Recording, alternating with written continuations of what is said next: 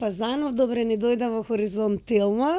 Ева гледаш каква е енергијата кога се подготвува нашиот подкаст и драго ми е што ја прифати поканата со тебе да проговориме за естетиката на стилот, нешто исто така културолошки исклучително важно за убавината на општеството. Фала ти, Тина, на поканата. Задоволство ми е да присустваме во вашиот подкаст, така да ете ќе позборуваме и за убави и за помалце убави, ете дури и од возбуда микрофонот го турнав. Ништо страшно, драго ни е што има таква емоција, се разбира и треба да бидеме возбудени кога зборуваме за естетика, која што мора да признаеме, атакувана, моделирана низ годините и тоа не само во рамки во нашето општество, туку глобално трпи промени. И тоа е можеби и нормално. Да. Па еве малку за твојата естетика, кога би те прашале која е дефиницијата на естетиката на Занов, кој би бил твојот одговор? Естетиката на Занов дефинитивно минимализам во однос на форма, интересни, строги и остри линии, да кажам, во однос на кроеви, употреба на силни бои, употреба на неконвенционални можеби материјали, меѓутоа пак со една главна, да кажам, нишка во сето тоа, а тоа е формата на песочен часовник, односно баш таа е силуета, да кажам, на женското тело. Во секој случај, ајде ева, ако треба со малце помалце зборови да ја опишам естетиката на Занов, дефинитивно нешто што е индивидуално, сензуално и мокно. И мокно го спомна песочниот часовник. Тоа е всушност формата која што те фасцинира кај женското тело. Да.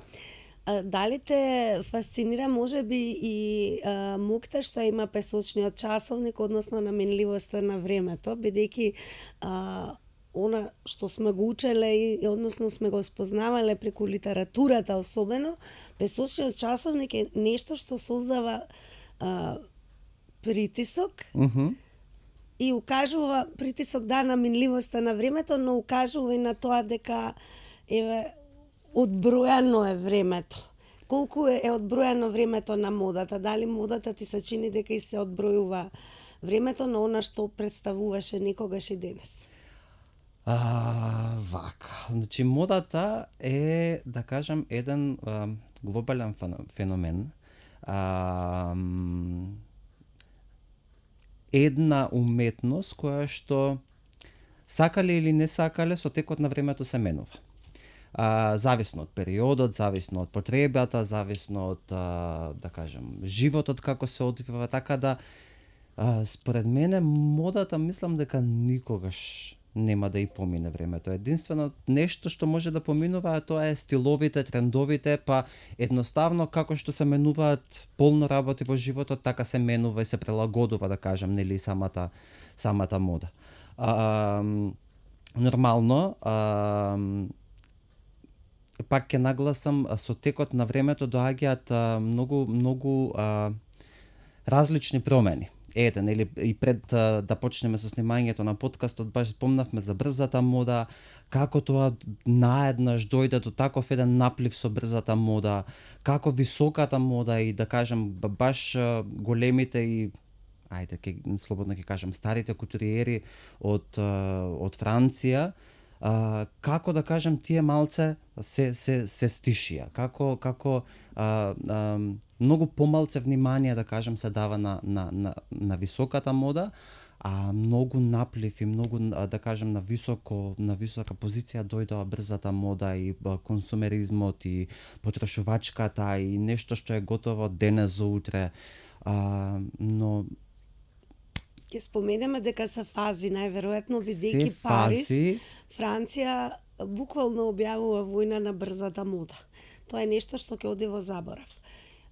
Кога зборуваме за модата, еве, како ти, всушност, ти се случи твојот животен избор да се пронедеш и да решиш да бидеш креатор И тоа во средина во која што искрено модата некако сега последниве години добива на третман да биде, нели, да се отстапи простор да го диктира темпото и некако да има повеќе внимание, што и не беше така. Имаше обиди, па имаше една неверојатна дупка каде што ништо не се случуваше, па почна тој веќе подолго време Fashion Weekend. Так. Да, но и тој некако клапна, односно се случува, но добиваше голема критика во однос на оние кои што важеа за модни експерти од нашата средина. Так. Приказната моја со модата, да кажем, започнува од кога знам за себе. Од секогаш сум имал интерес за мода, од секогаш сум гледал и сум прател што се случува, да кажем, во светските модни трендови. Не знам, значи, буквално од многу рана возраст.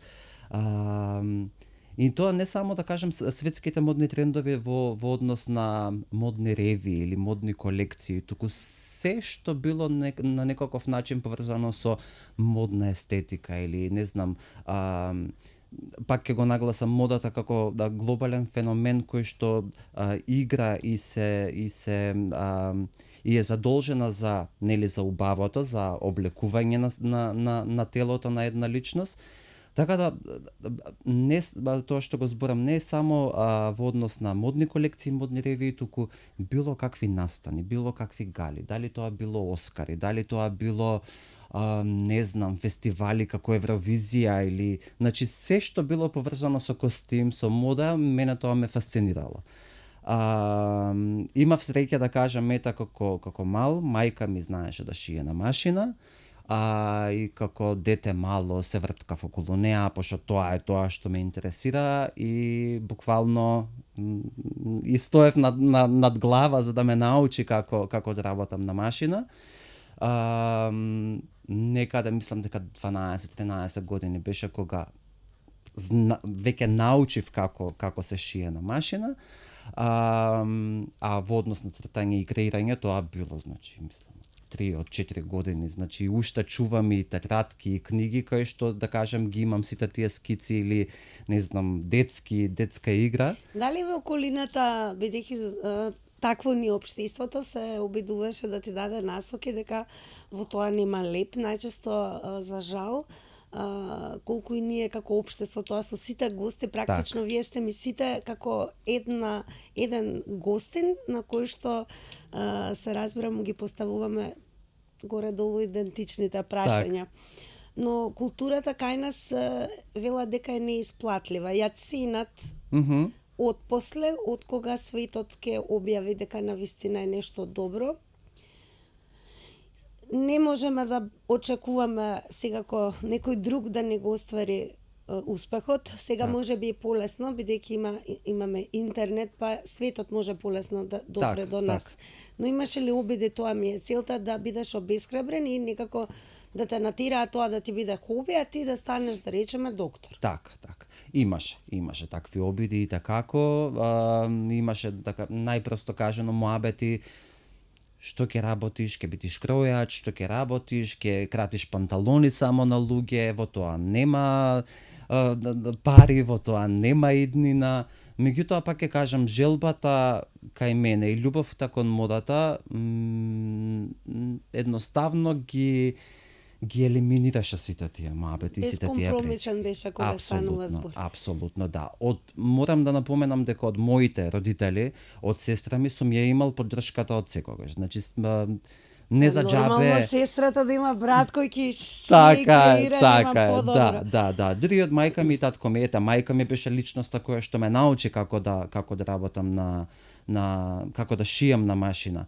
Така да, кога дојде веќе моментот за да го продолжам, да кажам, да ја продолжам мојата едукација попрофесионално и повеќе да навлезам, да кажам, во светот на модата, во проблематиката на модниот дизајн, едноставно не постоеше друг избор. Се знаеше дека тоа е тоа што сакам да го студирам, тоа е тоа што сакам да го работам, не постоеше воопшто никаква друга опција.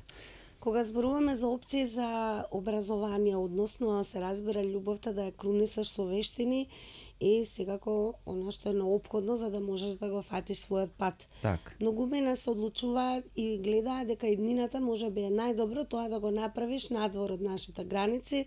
Милано е најчесто дестинацијата каде што нели има Так. желба да учат дизајн и така натаму. Так. Кај тебе како изгледаше тој пат за да Так. го стекнеш своето образование? Вака, јас мислам по потекло и сум од Валандова. Меѓутоа, да кажем, за време на моите студии дојдов во Скопје и тука останав и тука основав бренд и нели до ден денес еве работам.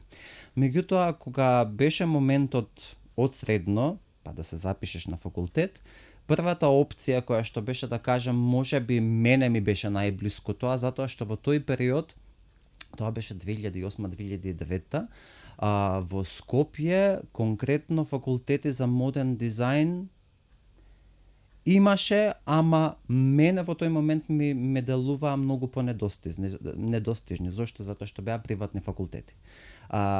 Финансиската состојба во тој период не ми дозволувала за јас да си замислам дека јас на приватен факултет ќе студирам. Постои ли опции за стипендиеве на приватните факултети? Постоеше и тоа беше и случај, да кажам, во мојот случај.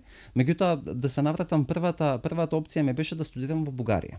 Во Софија, поблиску до Валандово, има државна академија во врска со мода, значи јас бев спремен со книги, не знам, за нивна книжевност, јазик, се што е потребно за нивниот приемен испит за да можеш да влезеш ти на таа академија. Меѓутоа, кога бев 4-та година, за прв пат таа година на Универзитетот ФОН доделува стипендии за најдобри 50, мислам дека матуранти беа и сега зависност за секој факултет имаше по неколку студенти кои што влегуваа. Имаше неколку кругови на тоа оценување, да кажам, на тоа тестирање, кај што буквално отидов затоа што моите ме тераа да отидам, најискрен да бидам. Немав никакви очекувања, нит нешто специјално се спремав. Може би баш поради тоа што многу, да кажем така, обично и опуштено влегов во целата таа приказна, добив стипендија на тој факултет, така се запишав на факултетот ФОН. Катедра, тоест факултетот беше факултет за дизајн и мултимедија, насока моден дизајн, каде што навистина стекнав огромно знаење, огромно искуство, многу практична работа. Уште за време на студиите бевме пуштени буквално во оган, кој што се нарекува моден дизајн и модна и се поврзано, да кажам, цела работа поврзано со мода. Изработка на колекции за модни недели, соработка со пејачи за видеоспотови, изработка на стајлинзи за списанија во тој период кои што постоја. Така да сето тоа, да кажем, ми даде огромна подкрепа, огромно Охрабрување од универзумот. Најверојатно, еве и тоа ви е идентично на секој оној кој што седнал на твојата страна, е да љубовта, пасијата и она за што сте предодредени, можеби кога најмалку сте свесни и можеби се гледате во некоја друга приказна, што не е случај со тебе. Интересно како универзумот и да излезеш од тој колосек, еве да си даеш шанса да го послушаш другиот. Да донесува одлуки за твоите животни избори, универзумот тивко полека те враќа онаму каде што си предодреден. Апсолутно. Сега кога те слушам за динамиката и за она колку всушност сте се граделе како студенти, ти се чини ли дека во тој период некако многу повеќе се креираше и постоеше страст и жар и поинаков однос кон модата, или денеска можеби е потивко, но помокно? Апсолутно Истакнато. дека во тие години, можеби ета да кажам, сум ја имал таа среќа баш тогаш да сум студент, да учам од професори на факултет како Александар Ношпал, како Елена Вангеловска, кои што се мислам одлични, страшни професионалци во нели секој во своето што го работи. Меѓутоа тогаш и сега, кога ќе направам некоја споредба во однос поготово дури можеби на факултетите, ние имавме навистина брза динамика на работа, премногу пракса во однос на на професијата, каде што денес од тоа што можам да го видам сега од страна, јас не сум студент, не можам да видам сега што учат студентите, меѓутоа во текот на годините многу студенти доаѓаат на пракса кај мене, за да се дообучат, да научат некоја техника, дали во однос на кроење, во однос на шиење, да помагаат на ревии, на фотосесии, и гледам дека децата сами бараат да научат нешто надвор од факултетот, кај што ние немавме простор за такво нешто. На нас ни беше толку исполнето се, толку многу работа имавме дори бевме на самиот факултет, кај што ние немавме ни момент за ти да можеш да бараш сам некаде. Да. Апсолутно дека видете, значи тие години имаше многу дизајнери кои што работеа. Јас се сеќавам, значи ета како студент мене ми биле, сум ги прател на реви, модни колекции на Роберт Ивановски, Росица Мршич, не знам, сега во моментот не ми текнува, Ирина Тошева тогаш, да кажам, веќе се појави, почна со нејзиниот бренд, Бобче, Chic Undercover. Значи, мене тоа ми беа некои дизајнери кои што сум се воодушевувал, да кажам, на тоа што го работат, како они се неколку години само постари од мене, а веќе имаат своји брендови, сум го посакувал и јас тоа, кога сум бил се уште студент.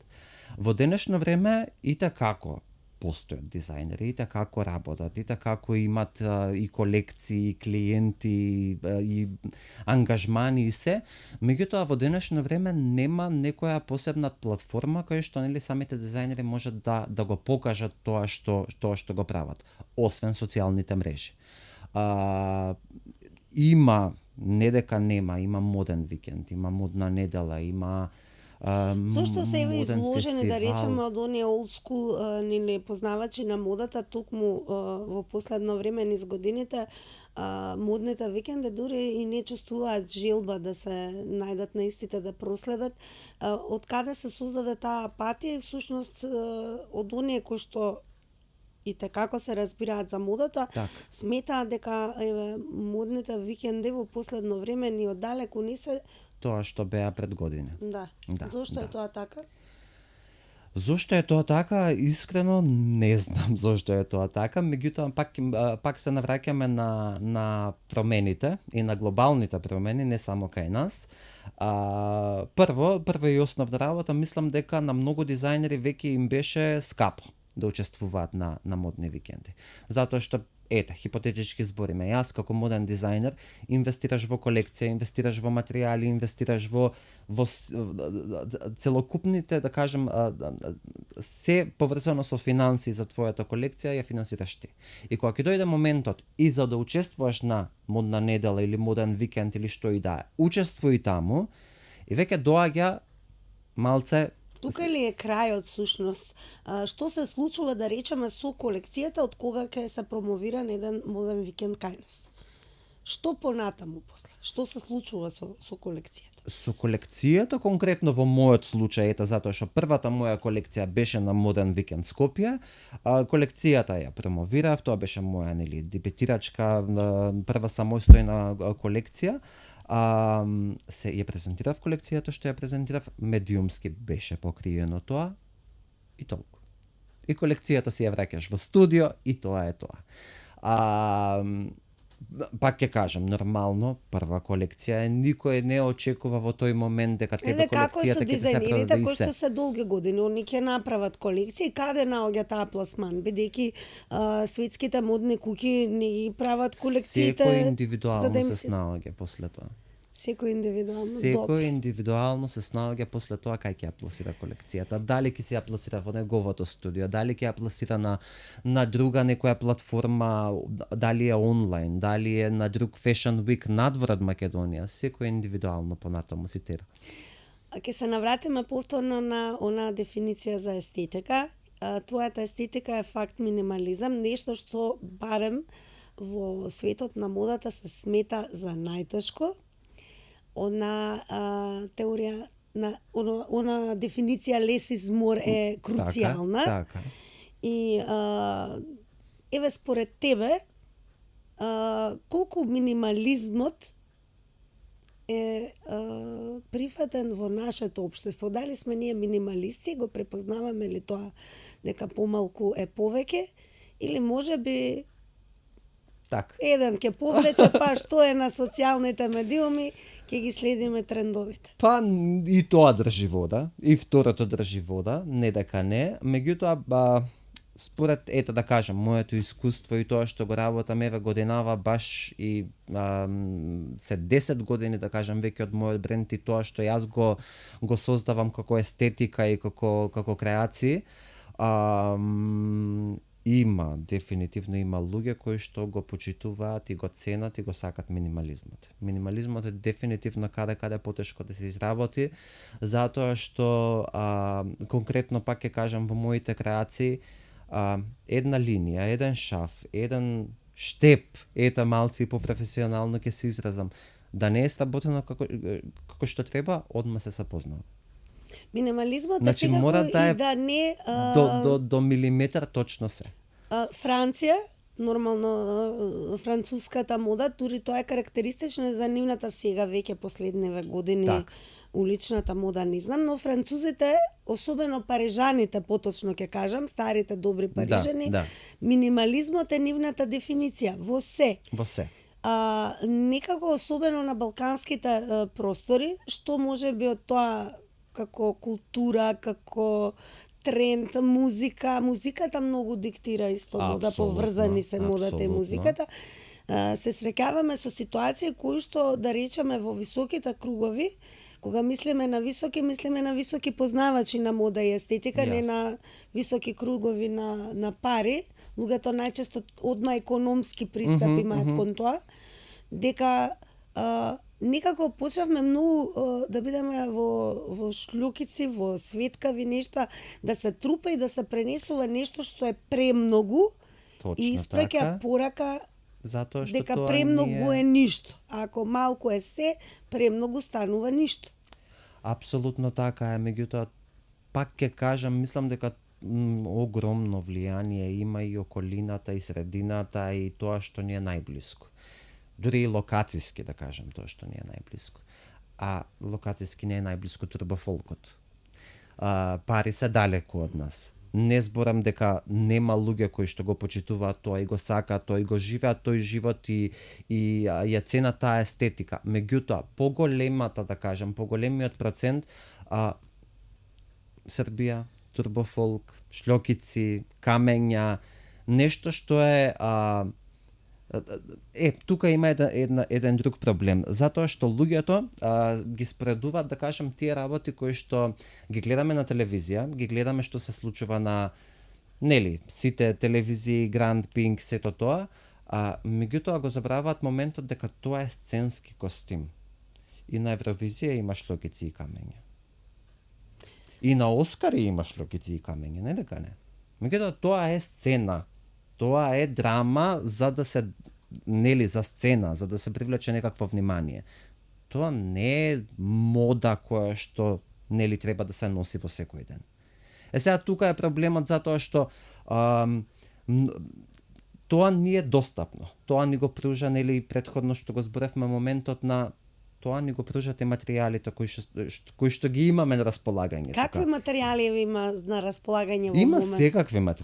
Има секакви материјали. Значи буквално треба да се разбираш од материјали за да можеш и да најдеш добри материјали. Има, навистина има добри материјали. Еве јас како дизајнер познавам и полно други дизајнери кои што тераат своји брендови, сите набавуваме материјали од тука. Ретки се тие кои што имат можност да набавуваат материјали од Италија или не знам од Турција или од каде и да е. Сите набавуваме од тука. Се знаеме, се среќаваме многу често и во чаршија, и во Штип, и во не знам ти каде се среќаваме. Тие сме дизајнерите, се знаеме кои сме, што сме. Меѓутоа пак ќе кажам, се е до вкус, се е до карактер, се е до кој како гледа на работите. Значи многу подостапни ни е сето тоа што не пласира нели пошироката јавност. Меѓутоа постоиме и ние тука како дизајнери, постоиме и ние, да кажам, тој мал круг на луѓе кои што се обидуваат да сменат нешто. Не е едноставно, ама барем работиме со љубов и се обидуваме да дадеме некоја естетика каде што има многу повеќе длабочина во сето тоа. Има душа, има љубов, не е сувопарно, не е нешто што сме го виделе, да кажеме, еве на телевизија од соседите или како и да е. Модата секогаш е и израз и белег за едно време. Може би пештерскиот човек со на прво крзно, кој што имало повеќе функција на тоа да биде стоплен или да им одолее на временските прилики, сепак и тоа е некаков приказ за времето, Така. исказ за времето на тоа постоење. Интересно е дека многу рано. Во античкиот свет некако како човекот да му е во генот веднаш да размислува како ќе изгледа и како ќе се издвојува од останатите. Така. Еве, дали ни е, како што ни е вродено вилато на клетката на зло човекот се борат двата волка, нели кој ќе победи, дали добриот или лошиот, дали и можеби желбата за естетика, за да испратиш порака кој си и што си, и да се издвојуваш од другите, па еве слободно ќе кажеме да бидам нај од другите. Така. Започнува многу рано. Значи, еве античкиот свет немат модна индустрија далеко од тоа, но точно се знаело дека императорите носат тоги и нивното, односно римјанки, до ден денес не излегуваат од мода. Да не зборувам за естетиката на египјаните, односно фризурата која што до ден денес фризура, шминка, па и облека. И облека се. Да. Како го објаснуваш еве ти тоа? Дефинитивно, нели првата и основната, да кажам, задача на модата и на модниот дизајн е да го покрие телото, да не заштити од студ или да не заштити и покрие од топлина. Затоа нели така се појавува, како што ете баш и хронолошки го спомена цел еден развој, да кажам, на модата и на самата облека. Во денешно време, поготово пак тога ќе ги споменам и социјалните мрежи. Дефинитивно постои тој дури надпревар, еве можам слободно да кажам, кај луѓето за кој да е подобро облечен, кој да е повеќе. Значи сега пак тука има една разлика кај нели различни луѓе различно ги гледаат работите, меѓутоа има дури момент на јас сакам да бидам подобро облечена од таа клиентка што ја имаш. Како коментираш тоа што постојат нови генерации кои специјално трошат големи пари, па дури тие што ги немаат за да си купат, цитирам, облека, да речеме, за на Миконос. Каква е таа облека за на Миконос? А не е за скијатос. Па ете, пак социјалните мрежи го играат огромна улога во тоа. Социјалните мрежи Миконос го направија последниве години, нели, хит дестинација. Сите познати личности има таму. Не знам колку си има време да се ужива во него. Точно така, но тоа е тоа, ете, социјалните мрежи, си објавуваме слика дека сме на Миконос и ние сме нај. Така да во мои очи, да кажам, можеби јас дека сум таков тип на човек и карактер, за мене тоа е многу површно. Кога се работи само за слика, кога се работи само за некакво внимание. Меѓутоа, од друга страна, како дизајнер и како, слободно да кажам, бизнисмен, одлично, продолжете. Тоа ми одговара, апсолутно. Меѓутоа јас лично како човек мене тоа ми е на За вистина некој кој што дефиниција сувишло. на естетиката му е минимализмот, затоа и те прашав колку еве ние сме минималистичко општество, дали сме екстремни конзумери, дали повторно фокусот не е на светот да не дефинира, но таа епидемија секако ја направија социјалните медиуми исклучително интелигентен социјалните пристап, каде што медиуми- една Кардашијан диктира естетика и ти на исто ниво можеш да бидеш инфлуенсер, паралелно да се коментирате и двете да се лајкате и некако сите ги ставија во еден кош. Така е, така е. Да Колку бидеш е- и инфлуенсер, да бидеш и дизајнер, да бидеш и стилист. Значи, мене до ден денес, да кажам, не ми смета, меѓутоа на моменти те фрустрира самото тоа што луѓе кои што не се едуцирани или немаат никаква дарба во однос на моден дизајн, се дизајнери. Може би имаат Имат огромен нивни- капитал, па други им го креираат, односно они финансираат, стојат Апсолутно. зад брендот, а всушност Апсолутно, и тоа е и приказната. Меѓутоа, дизајнери во ти позадина. во тој момент тие луѓе се инвеститори, не се дизајнери. Да. А ја пласираат сликата дека они се дизајнерите.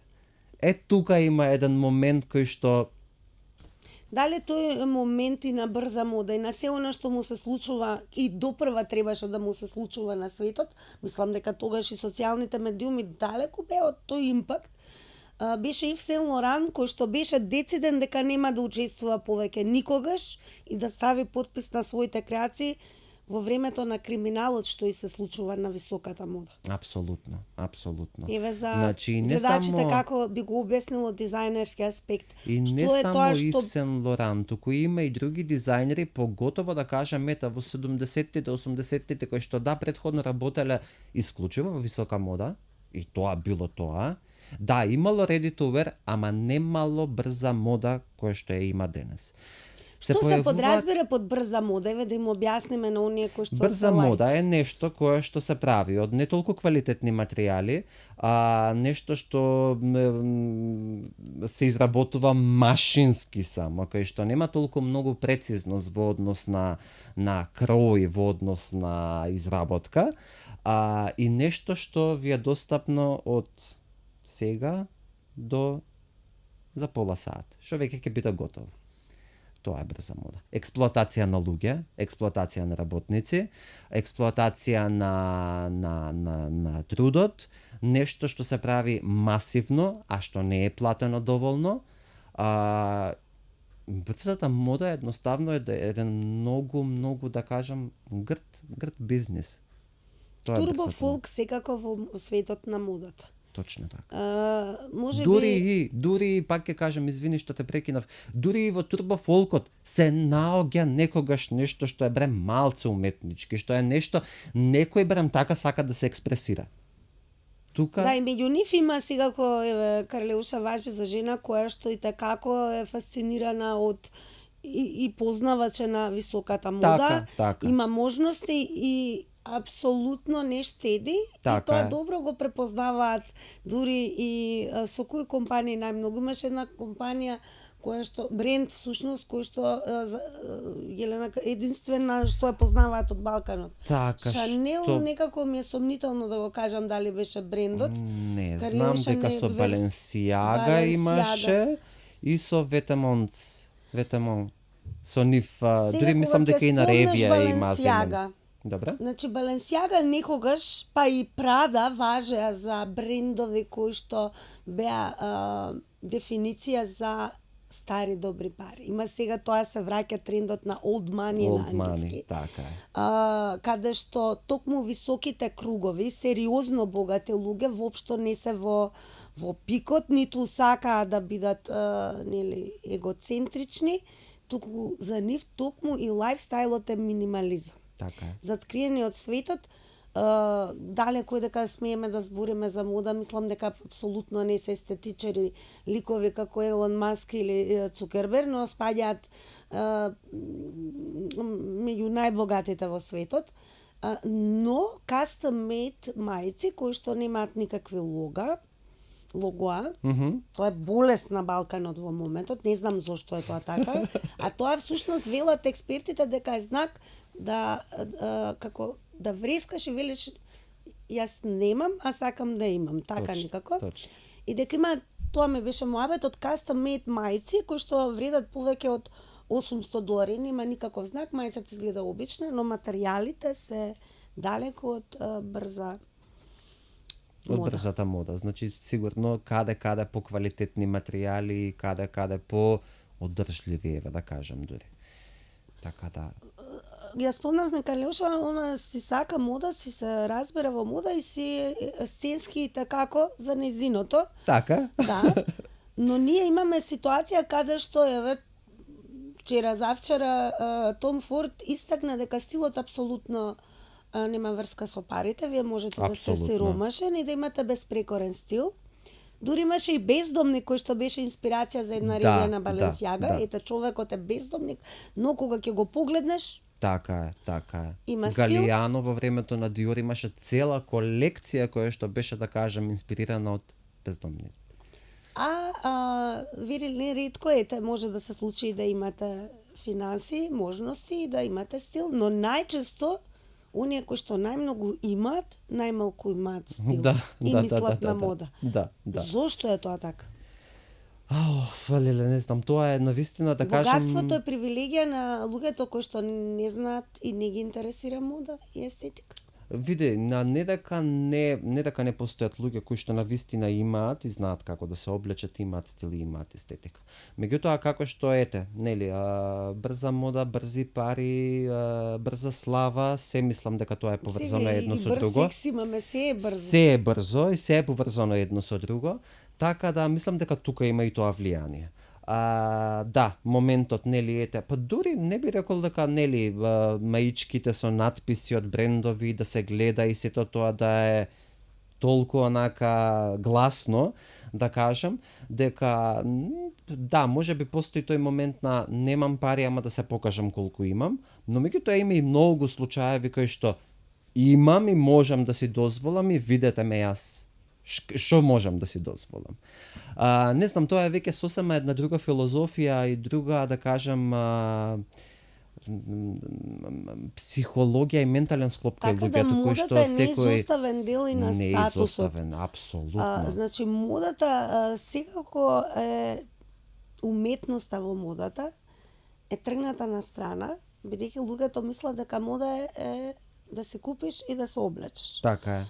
Предизвика дизајнерите, за тоа е најголем доказ е Галијано, тоа е уметност во која што ти блескаш како сликарот кој што слика, писателот кој што пишува. Така е. Така да, колку сушност модерниот свет според тебе дава простор, а тоа е високата мода, Да, и за уметноста во за модата. уметноста имаше ревија, ти ќе ми помогнеш каде што дизајнерот успеа да ја прикаже и човечката душа и телото и кожата. Така. Ете, тоа беше интересно. Да, се може и материјалите помагаат во тоа. Се може, апсолутно. Колку еве вие кои што ја избирате модата како уметност, наоѓате денес простор? Ке зборам лично за мене, наоѓам простор, навистина сум благодарен за тоа. Има луѓе кои што навистина го почитуваат и ценат тоа. И со текот на годините, да кажам, имам редовни клиенти, имам редовни соработници, имам навистина и се шири, да кажам, сите тие познанства и сите тие, нели, плюс клиенти. Така да навистина има простор. Јас мислам дека без разлика на глобалното, без разлика на тоа што ни е, нели, приложено од околината, дека може ќе звучи многу банално со ова. Меѓутоа, нешто што го работиш со пасија, нешто што го работиш со емоција, а да не ти е првичен фокус бизнис и пари, нормално дека финансиите се потребни, иначе како би просперирале и како би екзистирале. Меѓутоа, нешто кој што го работиш длабоко од себе, без разлика дали е мода, дали е музика, дали е писател, нешто што е било како вид на уметност, тоа се препознава после извесно време. вака зборуваше Карл Лагерфелд, кој што велеше џабе да си фантастичен креатор, умешен, безпрекорен, но да немаш сен за бизнис. Така е. И бадијала е да имаш сен за бизнис, да не си добар креатор. Може би се е во рамнотежата. Апсолутно, апсолутно. Препознат ли си кога ќе кажеме Занов, за тебе велат корсет. Еднакво на корсет. Така. Корсетите се нешто кои што биле можеби и првата пасија на жената, ќе кажам, во историјата се врзуваат, особено во средниот век. Да. Се појавуваат веќе во 16 век, па во викторијанска каде што ера. дури модата станува убиец физички на оние кои што ја уживаат, бидејќи корсетите во екстрема правеа ситуација каде што жената не може воопшто да дише. Корсетот најде примена, да речеме, и во униформите и во во воените униформи. Така. Се модифицираше и кај мажите. Корсетот ми се чини присутен кај тореадорите. Како ти го дефинираш корсетот? Што е магијата на корсетот? Што е она што тој ќе го извлече освен формата на песочен часовник? Што е магичното кај тебе кај корсетот? И најверојатно низ историјата и во средниот век и така натаму. Така.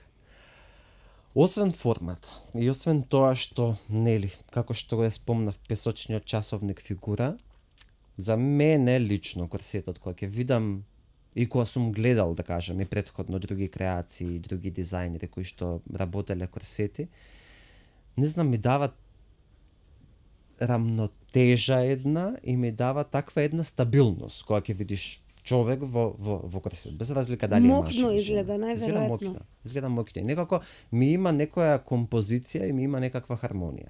Телото си е поделено на две, не се најсиметрични, меѓутоа да кажем, делуваат како два симетрични. Е структурирано. Архитектурата на телото доаѓа. Можеби да, затоа ете и тоа што го работам денес, естетиката, еве пак се враќаме на Занов, е баш тоа, структурирано во чисти линии, во чисти форми.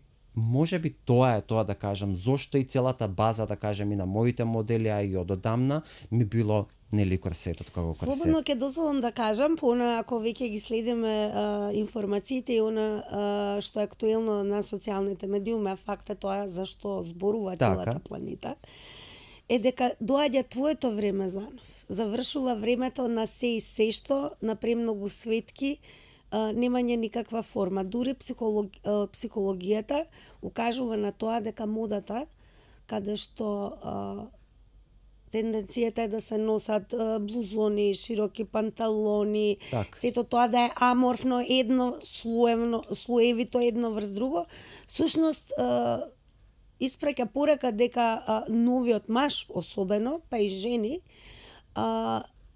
го губат карактерот, всушност ја губат својата силина. И дека тука лежи заекот, тука е трикот, каде што ти си безпомошен, мислиш дека си комотен, да, комотно е, но си опуштен и ти го губиш фокусот. И затоа те охрабруваат да не носиш структурирано костуми, форми, прецизни, туку ете така, да ти е убаво додека си конзумираш, јадеш, се да е широчко на тебе. Да е се еднолично, да е еднолично и стануваш слушно слаб и тука ја имаат контролата врз тебе. Да. Апсолутно, види, значи дефинитивно дека големите модни куки, еве ќе ги кажам, а и не само големите модни куки, знаеме дека и широката јавност и публиката и сите тие кои што ја пратат модата како мода, до некаде и тие ја диктираат модата. Значи не се само тука во прашање само, нели, дизајнерите. Да. Дефинитивно се случува и допрва ќе се случува еден свич, една промена во светот на модата, Нели како што зборевме и претходно дека времето се менуваат трендовите, се менува се. Дефинитивно се случува ќе се случува огромна промена, затоа што во многу модни куки се случува да кажем, таа промена на сите креативни директори се менуваат. Се менува политиката, правецот од либерализам, ултралиберализам. Така. Сега се враќаме на old money, стара форма. Така е. Во Dior дисциплина, фокус, сето тоа е да конзервативците ќе речат наше време доаѓа, но секако Том Форд кога би го погледнале би рекле колку е конзервативен во исказот, но е совршен. Но е конзервативен, но ако размислиме... Ако ги се подсетиме какви беа одамна ревиите на Баленсиага, повеќе лича на искрено ќе го кажам зборот шизофренија. Да, меѓутоа да не го заборавиме значијата моментот конзерватизам кај Том Форд. Меѓутоа да не ги заборавиме легендарните, значи тоа буквално треба да е во историја и е во историја, треба во учебници за мода да го има. Какви кампањи Том Форд правеше провокативни, во многу одредени моменти кажани и вулгарни. Како збор се смени, драг Занов. Значи, сега конзервативно не значи да си затворен и те како даваш слобода, така ќе кажеме разбирање, но овој конзерватизам како да е одговор на оној ултра либерализам кој што беше погубен по менталното здравје, за реално. Апсолутно. Така да кога зборувам за конзерватизам, зборувам за New Age конзерватизам. Така, добро, промените се случуваат, тоа е тоа. Меѓутоа пак тоа што почнав да го зборам. Том Форд во 90-тите, мислам дека беше тоа крај на 90-тите, почетокот на 2000-тите, можеби да не сгрешам, кога беше креативен директор на Гучи. Значи, какви кампањи правеше? Он го воскрес на Гучи, пропагаше и сега ко таа ревија 90 и која беше прва или шеста, не знам, ајде да не треснам, е ревија која што не излегува од мода. Така. Тоа е тоа, тие таймлес, безвременски креации, безвременска естетика. Колку и да се менува периодот, колку и да се менува времето, нешто се уште останува. Тоа е тоа што секогаш ќе е актуелно. Моментот со Баленсиага што го збориме, ама Баленсиага кој што работел во 50-тите. Волуменот, формите, значи Баленсиага како дизајнер бил обседнат со кројот, со кроевите, затоа и сите други дизајнери, кутуриери во тоа време, без разлика дали они се сакале, не се сакале, дали биле конкуренција или не биле конкуренција, сите му симнувале капа на Баленсиага. Зошто? Затоа што бил мастер во однос на кројот. Како сега ова звучи за нова Баленсиага? За денес тоа што се случува во Баленсиага единствено само јас како дизајнер, нели, од тоа што јас го знам и сум го читал и сум го гледал и сум истражувал и све. Баленсиага, Кристобал Баленсиага бил иноватор. Бил иноватор во однос на форми, во однос на материјали, во однос на нели како да го кажам зборот, нема врска, значи различна форма во однос на моделот, во однос на како да изгледа телото и сето тоа. Единствено можеби таа иновативност што он ја практикувал, можеби само тоа ќе спомнам дека во новата Баленсиага која што беше до сега, затоа што веќе Баленсиага имаат нов креативен директор, можеби единствено само таа иновативност би ја поврзал као нешто слично што нели е самиот бренд Баленсиага.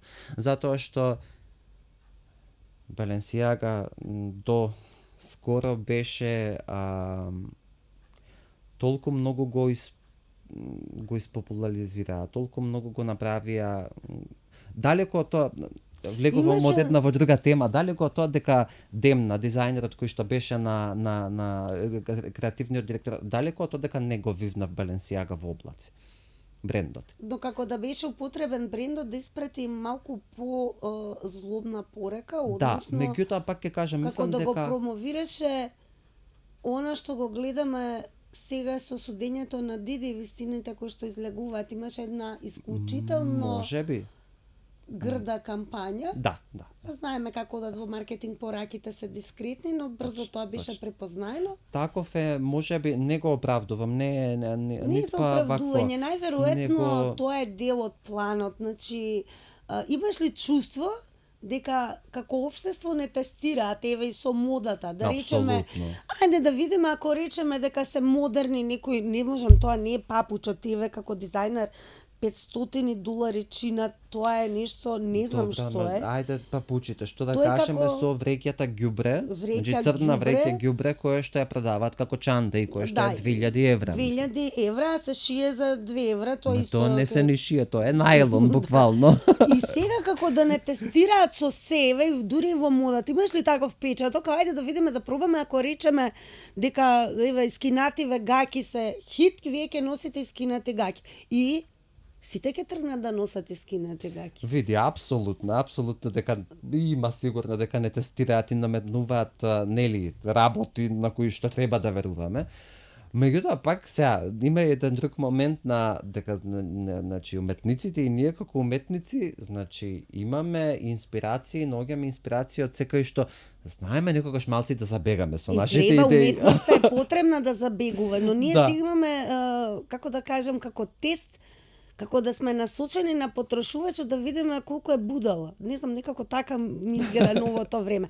Дали тоа значи дека со социјалните медиуми, еве ви сите 8 милиарди луѓе на планетава, секој може што сака, како сака и конзумирството е некој надпревар има. Да, дозволено е се ни е поставено на тацна, сите можеме да видиме се во денешно време на социјални мрежи и затоа да кажам тука е тој проблем на секој може се, секој може да биде што сака.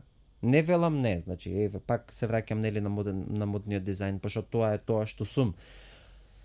Не можеш да бидеш моден дизајнер без да имаш никакви познавања.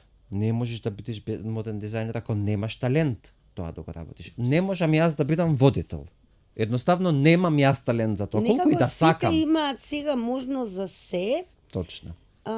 И се добива впечаток дека секој е изложен на осуда ако мисли малку поинаку. Галијано е кралот на високата мода. Мислам дека кој да се потруди, Галијано е нешто што е Од новите генерации. новите генерации, добро, значи Галијано и Александар Меквин. и Александар Меквин, да. Да.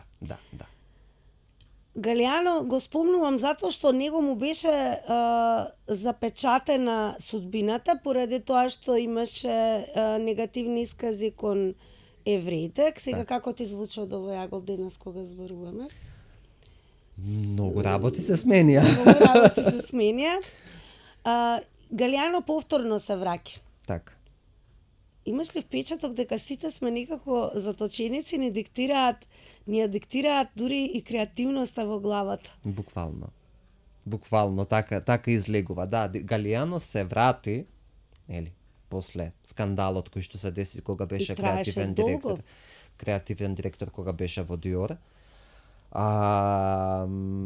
Да не го занемариме фактот дека си имаш и он приватни проблеми со алкохолизам и со дрога и со значи тоа никој не го негира тоа. Затоа нели така се деси тоа што се деси. Му требаше и на него можеби една промена, еден свич за да се врати во Мезон Марџела, Мартин Марџела, кај што мислам дека на сите не беше потребно тоа во однос на модни дизајнери и сите љубители на модата да се врати Галијано и да го видиме тоа што ќе го направи. Дали мислиш дека кога ќе те пресечат следното враќање е исто или можеби очекувањата од оној Галијано некогаш сега да бидат упс? Не знам, тука Како ти се чини? имало моменти, знаеш, како не можам да кажам со сигурно, затоа што имало моменти на луѓе и на дизајнери кои што биле нај, па имало некаков пресек, се обидуваат пак, не е тоа. И во многу сфери во многу животот. сфери. Камбекот е подобро вералат нов оригинал направи него да се врака. Да. Ама од друга страна па ета постојат и луѓе како Галијано, кој што да, го пресече, имаше таков еден пресврт во кариерата и во животот. Се врати во Мезон Браџела, направи пак бум. Не може, Галијано е еден, велам јас. Кога зборуваме за и за корсетите, корсетот да е врво естетиката. Сакале, некеле тука ја добиваш ти формата и добиваш една елеганција, една магичност. Став, добиваш став на телото. Истовремено си секси, истовремено си романтичен. Значи тука има многу пораки кои што ги испраќа оној кој што носи корсет. Ти се чинили дека во земјава носиме корсет? Каков е корсетот на Македонија? Колку стега, како оној во среден век? Каде што пукале ребра или имаме корсет кој што е, имаме и таков корсет, нели, телото да се шири па се враќа пак. Не, останува ширен и се попушта и имаме како Так. во цевка ставен човек. Ајде, каков ни е нашиот корсет за живот тука? Не знам што да кажам.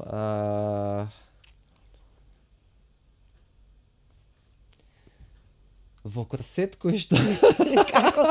Ева, можеш да дизајнираш таков корсет. Вие сте уметници сепак. Да.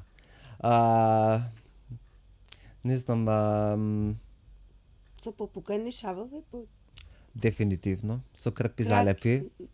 Со крпи залепи, па некаде искачаат, излегуваат внатре што е структурата фишбаните што се нарекуваат професионално. Ама се држи уште, стега уште. Колку не стега? Или онаков разлабавен корсет, колку да облечам корсет?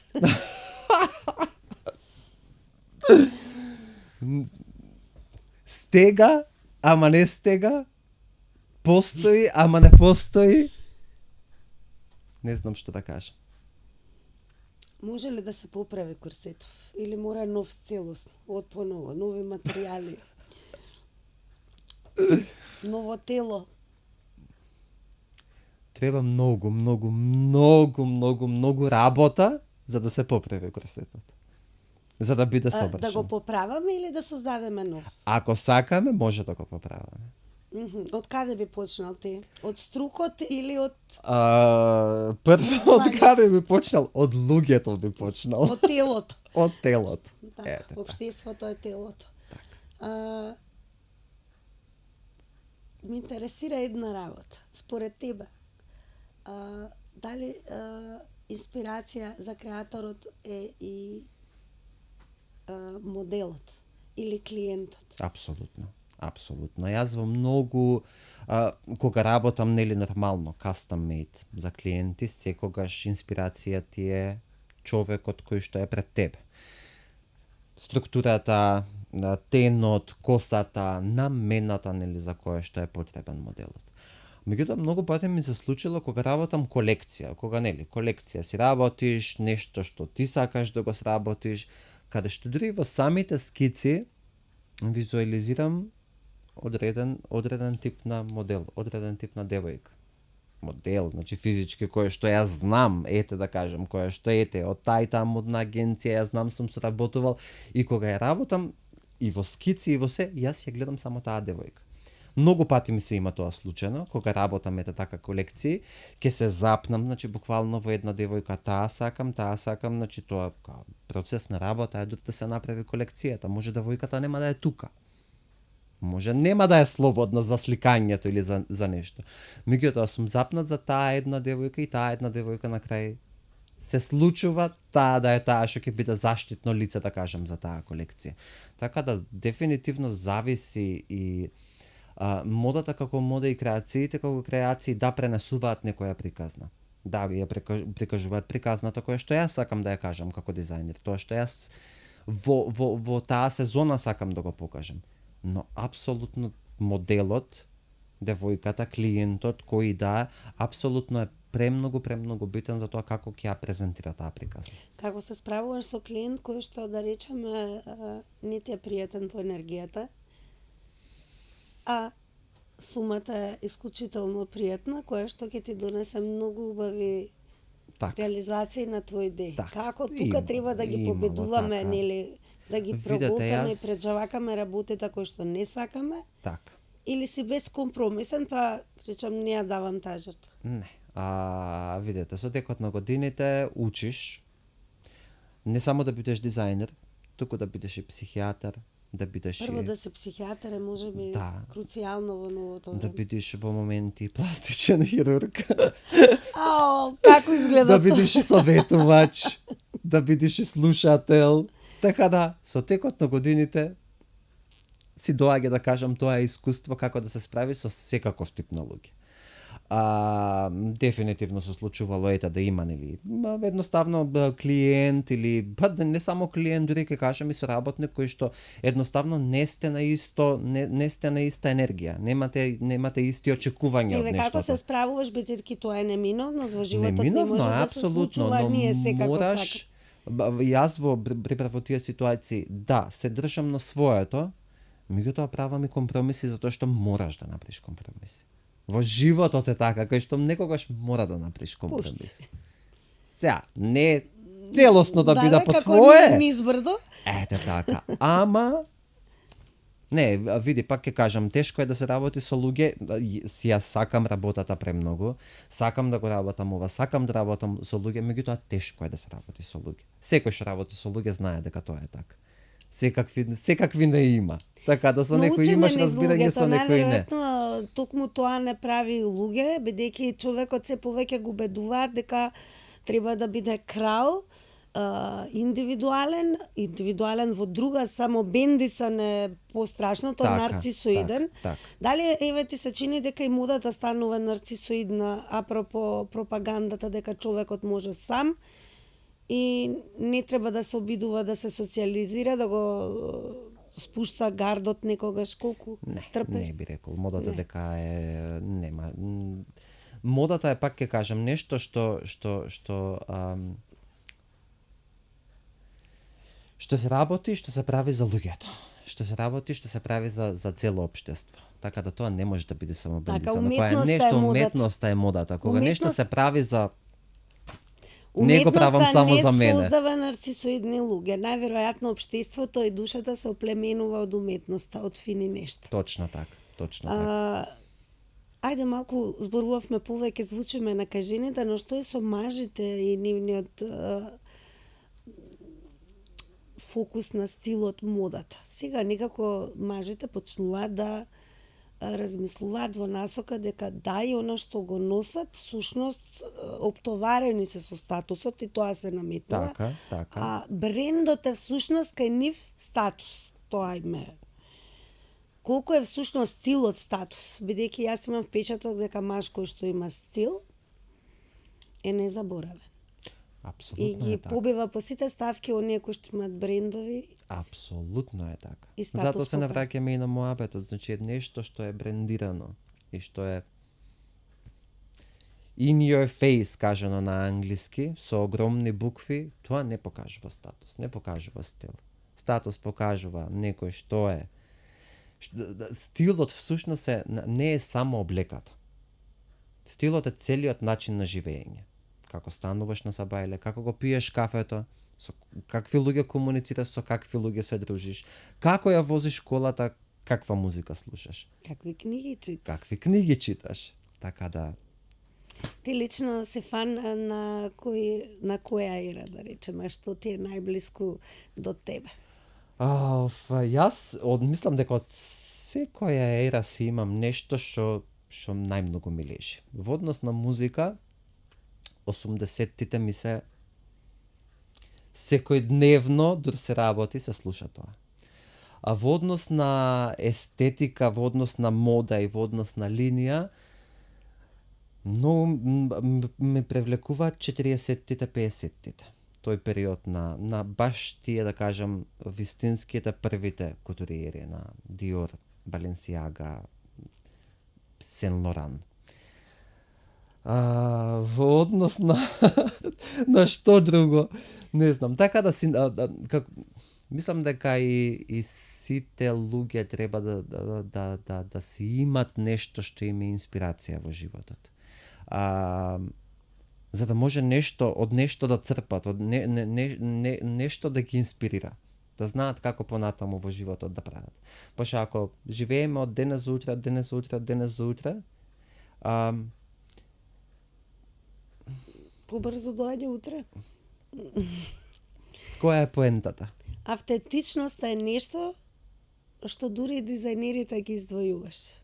Препознатливи се по тоа што се уникатни. Точно така. Го тие ќе го препознаеш по така. Има свој печат. Да, по неговата ексцентричност, еве да кажам, линиите, ригите што ги употребува. Морам да ти признам дека еве брендови како Луи Витон, па и кутри од Лагерфелд да знаја, мислам дека се превртува во гробот.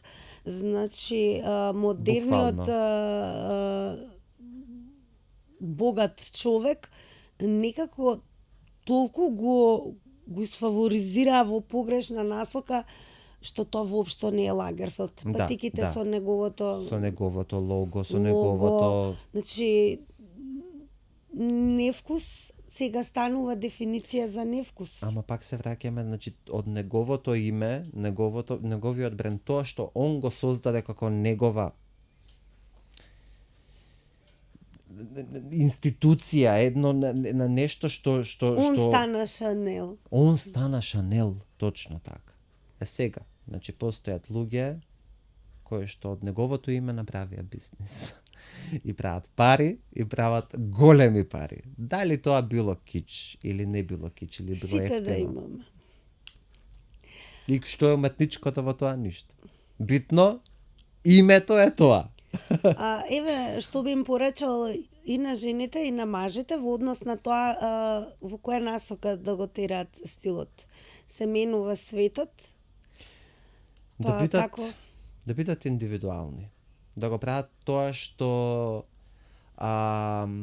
ги исполнува. Да не пратат модни трендови, да не гледат тоа што се наметнува од околината, да носат, значи кога збориме нели во однос на облеката, да носат нешто што им прилега. И на тело, и духовно. Тогаш ќе се чувствуваат, секоја девојка, секој маж ќе се чувствува најубаво. Кога те слушам вака, сега морам да те прашам, дали невкусот што се повеќе е забележлив сегде, зборуваме за улицата. Добре.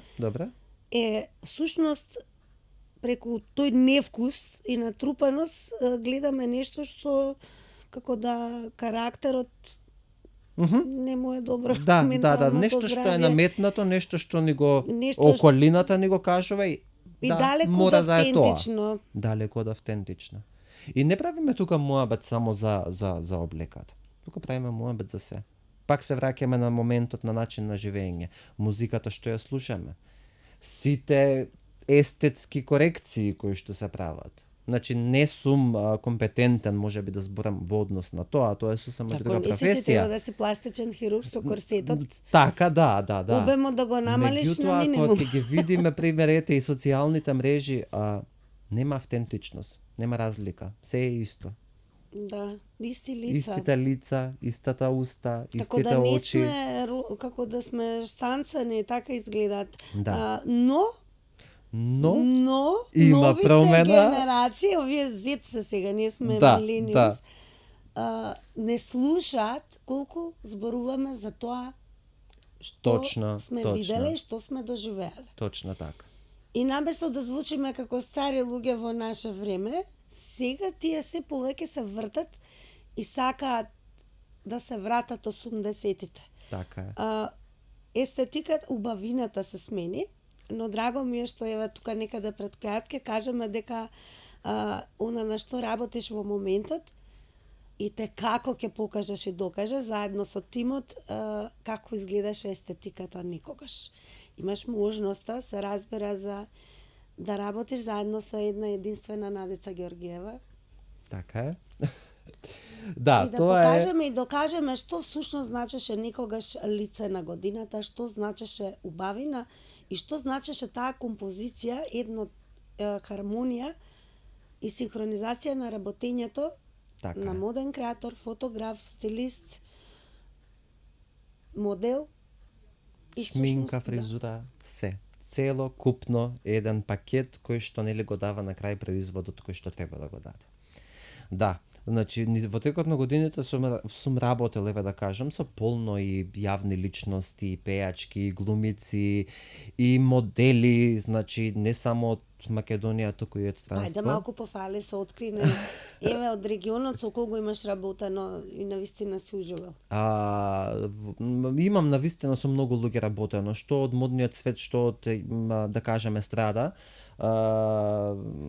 Може би ете и најспоменувано нешто ми е, затоа што ми е една соработка која што ми е најдрага, затоа што премина во огромно пријателство е со Сарајо, која што ете на низината слава и на низиното тоа што го има направено и музиката дури ја сакам, затоа што не е турбофолк, која се поврзува со Србија, не е турбофолк.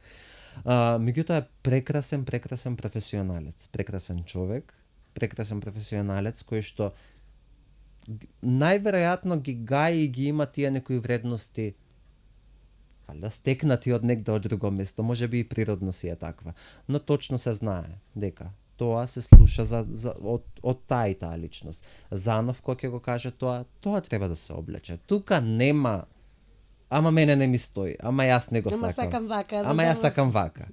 Да. Така да, на сите тие ета неколку личности што сум ги имал во мојата кариера до сега, ја имаме Надица Гергиева тука, која што од секогаш, значи уште од мал сум прател што се случува во светот на модата во Македонија. Кои се тие луѓе кои што работат во било кој аспект, да кажам, или имаат влијание некакво во самата мода во нашата држава.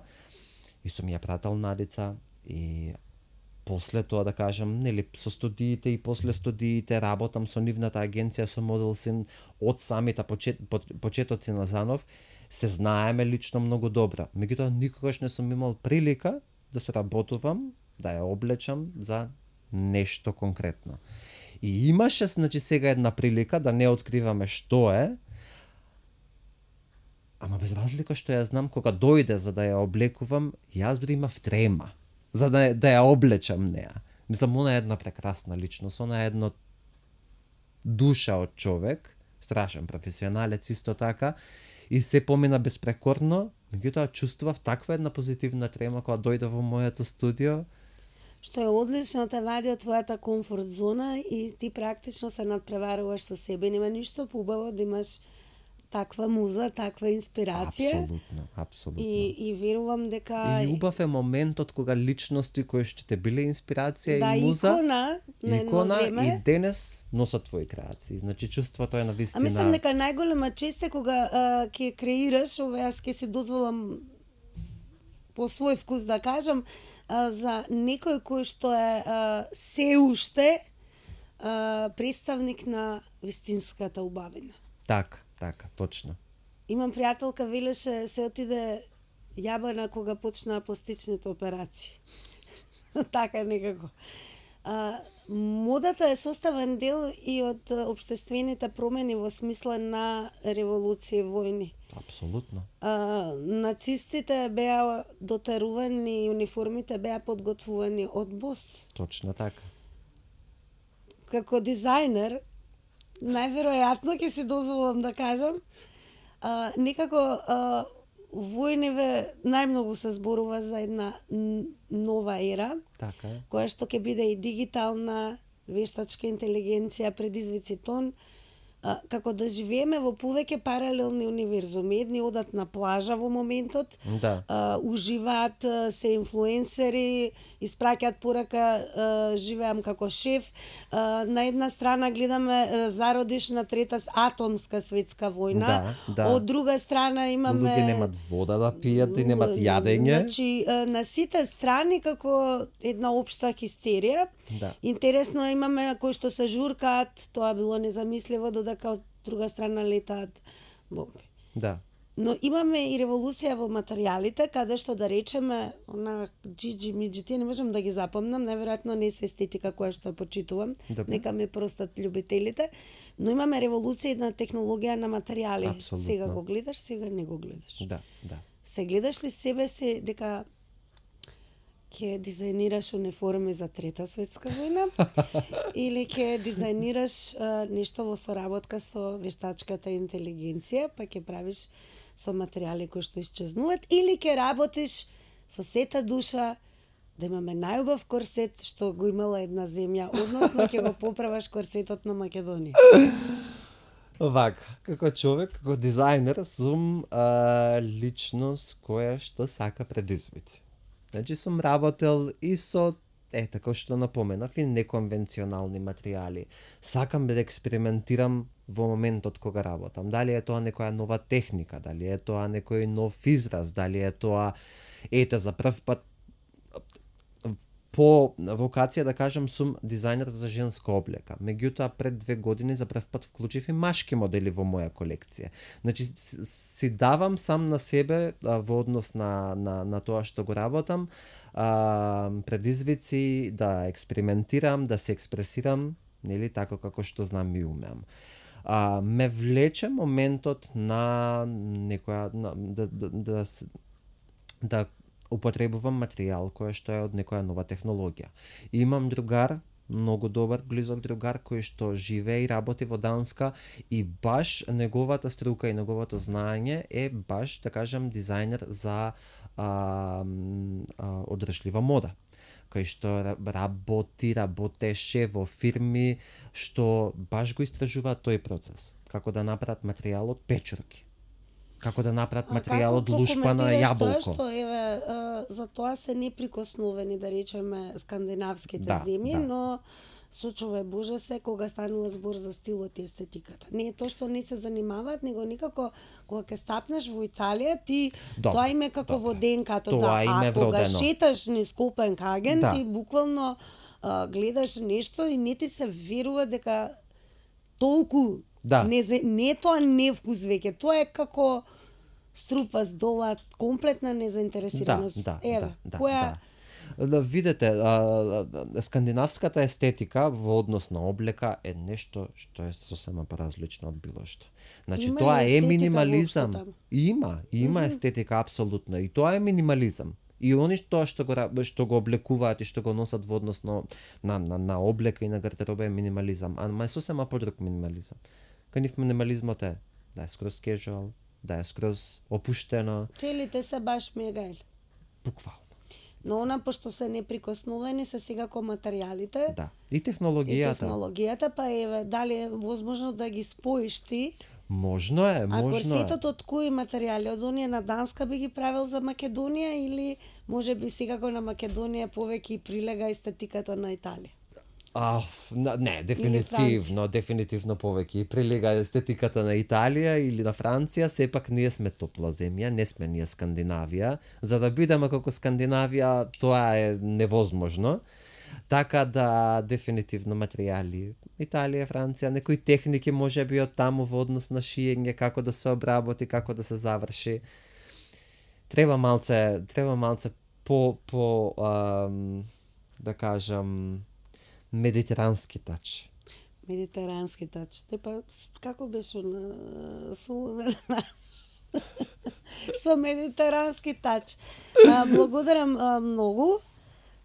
Секако јас навивам да се фокусираш на корсетот на Македонија, да изгледаме безпрекорно, мокно, да бидеме секси нација, ако може. Ке работам, тука сум, тоа што можам, давам се од себе. А верувам дека ентузијазмот и желбата ќе ти овозможат во секој едно време да бидеш препознатлив, па дури ако треба униформи.